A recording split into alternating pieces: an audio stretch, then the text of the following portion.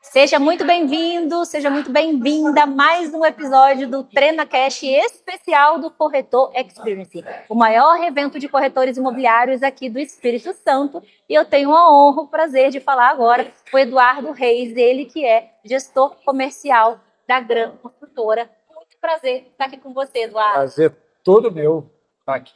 Acabou de descer do palco do evento, eu fui logo em seguida. Que responsabilidade, gente, porque ele botou o público do Corretor Experience para ferver. Que conteúdo, Eduardo. Nada mais é do que a construção da minha história como vendedor. Eu consegui compilar isso num processo, organizar, trazer para provar para as pessoas que dá para mudar, né? Que dá para virar a chave, que dá para ter sucesso.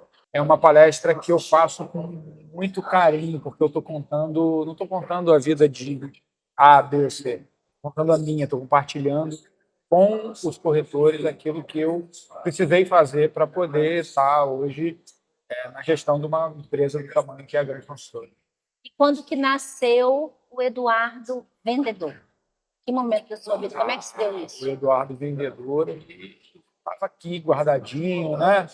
Eu comecei com office boy, né? No Rio, e depois virei a chave para atender num curso de informática para idosos. Eu fiz o curso porque eu queria trabalhar lá dentro da minha empresa, tinha um computador e a gente estava o quê? Na época tinha um computador, né? E acabou que surgiu o convite do dono do curso para eu ir para lá para vender os cursos, porque ele gostava da forma que eu falava nas aulas, que eu ajudava os amigos, e foi dali que saiu o vendedor.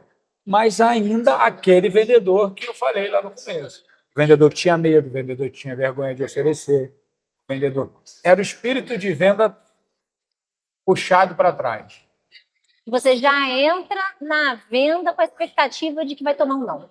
Exatamente. E esse não faz você se negar muitas vezes a dar o próximo passo. Com toda certeza, Né? porque aquilo que você acredita é verdade. Então, se você acredita que não vai para frente, se você acredita que não vai dar certo, já deu errado, você já entrou no jogo perdido. Exatamente. E aí você precisa começar a criar os seus gatilhos para poder você virar essa chave, começar a entender. É uma construção. Não é do dia para a noite que você vira e fala assim, não, agora eu sou do pior ao melhor vendedor. Não é assim. Mas existem muitas ferramentas hoje, como PNL, como uma série de coisas. Mas acho que o primeiro ponto é a atitude de querer fazer. É o brio, né? Que muitas vezes a gente percebe que está faltando aquela coisa, eu vou lá e eu vou fazer independente do que acontecer. Vamos trazer para a realidade, por exemplo, eu gosto muito de futebol. Quantos craques do bairro, que eram os caras que eram venerados no seu bairro, que jogavam muita bola, não jogaram em clube nenhum, porque tinham preguiça, porque não queriam treinar, que preferiam à noite. Então ele tinha o principal, ele sabia da técnica, ele sabia fazer, mas ele não fazia porque ele não se permitiu dar o próximo passo. Então eu acho que é isso. Acho que o primeiro ponto é você entender que você precisa fazer. Né? Precisa fazer. Aprender, você vai aprender no caminho. Sabe uma coisa, Eduardo, que ajuda muito, porque aqui todo empreendedor tem um pouco de doido, tem que ter um pouco de doideira, tem que ser um pouco louco, gente. Eu falo que a loucura é a estratégia. Pouca bondade sua. Não é? Tem que ser um pouco louco. Esse ano, 2026, então, é um ano que eu falei lá na empresa que a loucura vai ser a nossa estratégia. Então, quando todo mundo está achando que, nossa, a Cíntia tá louca, vai fazer FENARC Design no pavilhão de Carapina, o dobro do tamanho, 7 mil metros quadrados, eu dobro a aposta. Não, eu vou fazer a FENARC Design lá em novembro, mas em agosto vai ter nosso primeiro evento em São Paulo já acontecendo. O Vital vai estar lá recebendo o evento da FENARC Design já, lideranças do setor. E aí o pessoal achando que eu tô louca aqui, mas eu já tô lá, tô dobrando a aposta. Então a gente tem que ser meio louco. Mas assim, é uma loucura que, pelo menos para mim aqui, Eduardo, o que eu sempre faço? Primeiro, eu corro riscos calculados. Eu gosto de correr o risco, eu posso pagar por ele. Eu não vou botar na conta de ninguém, porque é fácil você correr um risco e depois botar para o coleguinha pagar. Então, eu gosto daquilo que eu posso me responsabilizar. Agora, também gosto, e sempre faço, e é prerrogativa, não tomo nenhuma atitude sem entregar na mão de Deus antes, claro. Então, coloco na mão de Deus. Se eu entender que é para ser feito, aí eu faço exatamente o que você falou. Eu não quero saber como eu vou fazer. Eu vou fazer. Eu só estou descobrindo como ainda. E é por aí, né? Começa com planejamento, né? Planejamento total. Eu tomei a decisão de fazer, agora eu preciso planejar como eu vou fazer.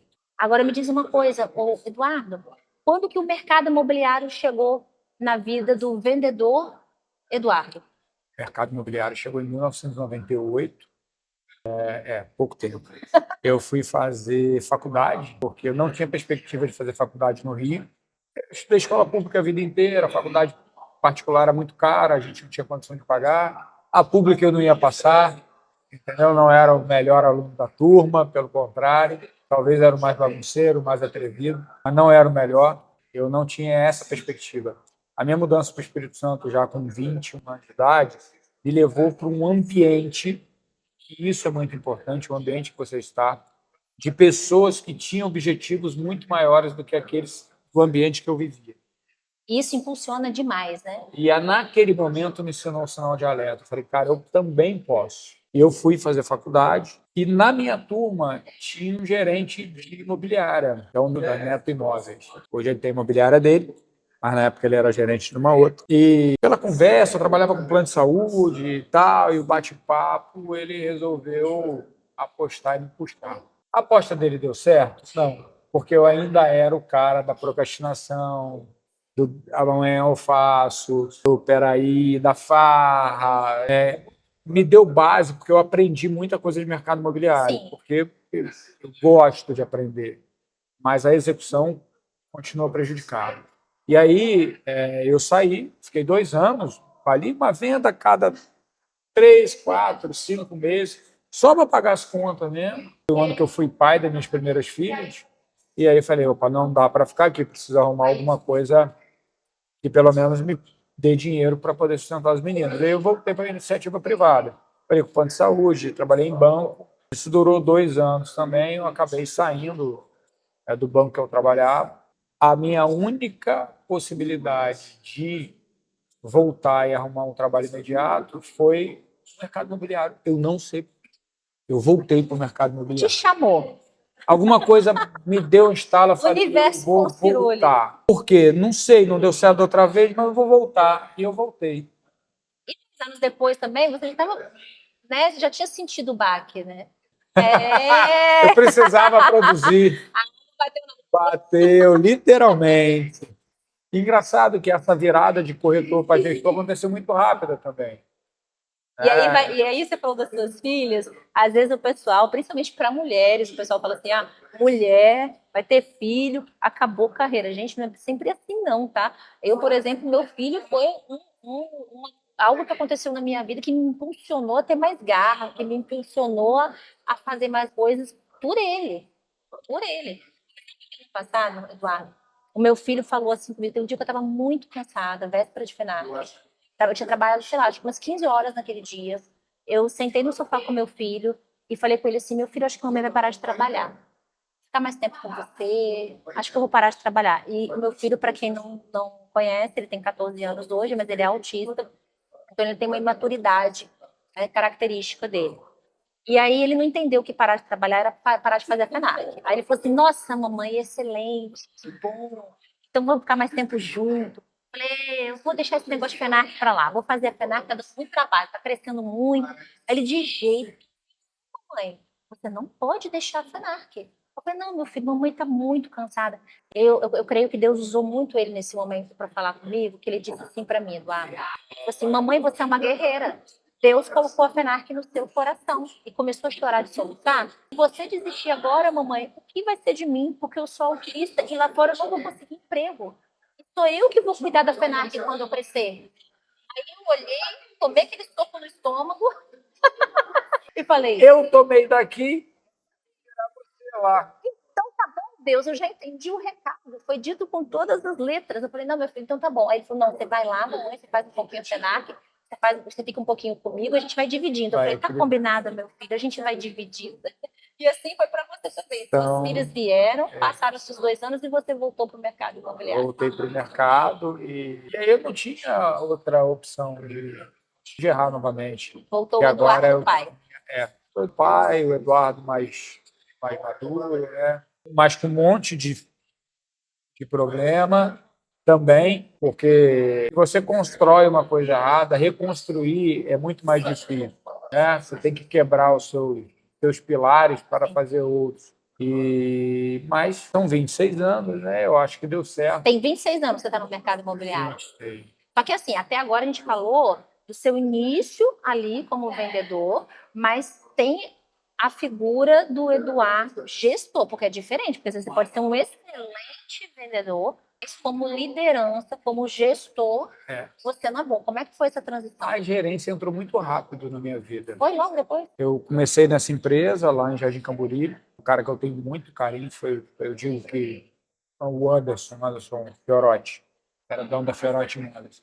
Ele foi um divisor de águas na minha vida. Ele me deu senso de responsabilidade em muitas das coisas que eu protelava, entendeu? Eu gosto muito dessa história. Eu cheguei lá num carro que eu tinha trocado na época do banco, só que o carro estava cheio de problema. Era um Logos da Volkswagen. O vidro não baixava, tinha parcela atrasada, o ar-condicionado não estava direito e não tinha dinheiro. Ele virou para mim e falou assim: você vai vender seu carro agora. Eu falei: eu vou vender meu carro? Você está louco? Tenho duas meninas, preciso trabalhar. Não, nós vamos subir lá agora, numa revenda de carro, vamos avaliar seu carro. Você vai vender seu carro, você vai pagar as suas dívidas, você vai pegar o dinheiro que sobrar, você vai fazer uma compra de 2, 3 meses para dentro da sua casa, pagar seu condomínio para você ter paz, a sua luz, você vai cair aqui para dentro e vai trabalhar. Eu falei: como é que eu vou trabalhar sem carro? Falei: você vai usar o meu carro, se você precisar. Se precisar, você pega o meu. E isso foi uma virada de chave, porque eu realmente vendi o carro, fiz a compra e naqueles 3 meses a vida mudou completamente. Girou. Saiu a venda.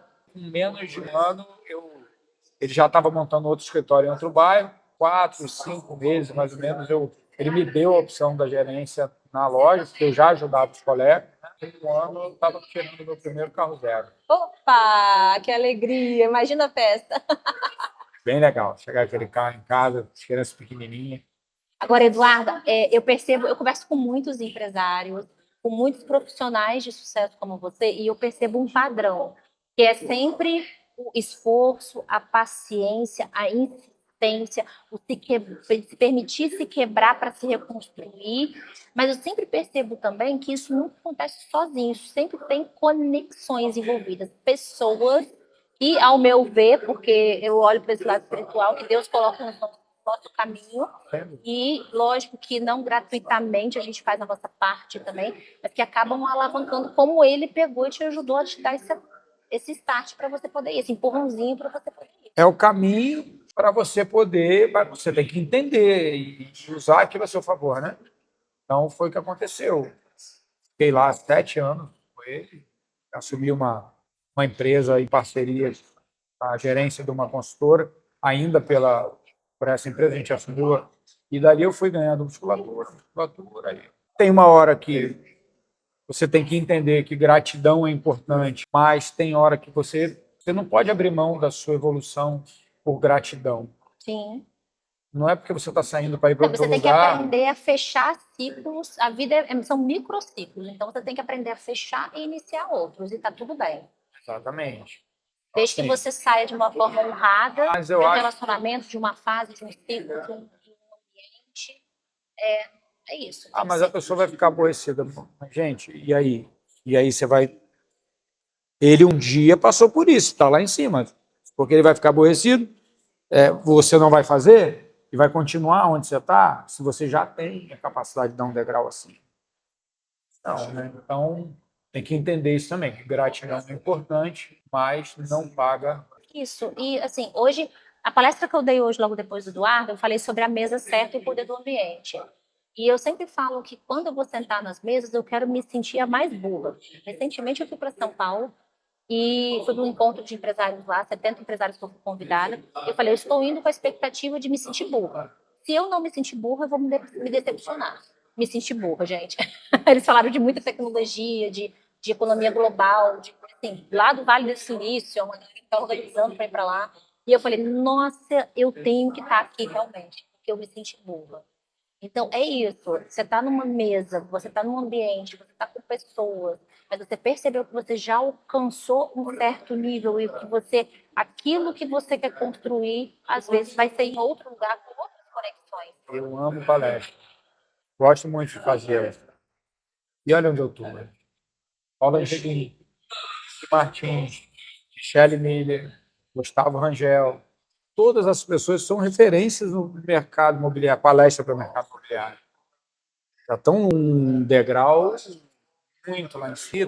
Tá chegando, foi palestrante ano passado na FENARC, depois nós vamos sentar e vamos conversar sobre a FENARC desse ano também. Vai ser um prazer, já estou aceitando o convite. Aí, gente, ó, vamos combinar só data e hora. Mas, Eduardo, olha, evento maravilhoso, palestra maravilhosa, história inspiradora, com toda certeza. Parabéns pela sua trajetória e por esse ser humano que você é, porque tem gente que cresce, mas cresce de forma antiética, cresce passando por cima das pessoas, cresce esquecendo a sua história e você não é essa pessoa. Então, parabéns de verdade. E assim, para a gente finalizar, pedir para você deixar um recado aqui para as pessoas que estão nos assistindo, mas também deixar um segundo recado para o Nilson Reis, que é o fundador do Corretor Experience, que promoveu esse evento incrível, o maior evento aqui de corretores imobiliários do Espírito Santo, que a gente está tendo o prazer de participar. Deixa um recado para ele também. Hoje, mais de 300 corretores envolvidos aqui, né, no terceiro ano. Auditório lotado, gente, capacidade máxima. Então, no mínimo 350 pessoas hoje aqui. Para o ano que vem vai voar.